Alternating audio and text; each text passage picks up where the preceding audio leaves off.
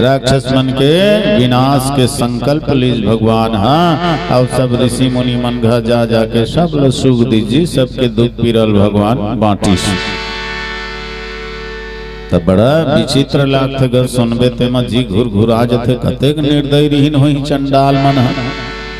जियत में इनके मांस ल खा देना, लहुल पीना, हाड़ल फेंक देना, कतका खतरनाक रिसो यो राक्षस मने ने सोचबे ते मन जी कांप जथे।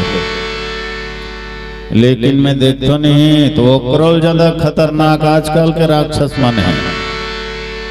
उकरे वंशज मन बाज गए तेन मन। हाँ वो समय के राक्षस मन तो मांस ल खाए, लहुल पिए, हाड़ल फेंक दे।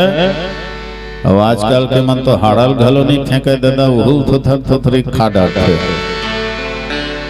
हमार गांव में एक जन आदमी रहे, वो खायल बैठे नहीं, तब बाजू में एक ठन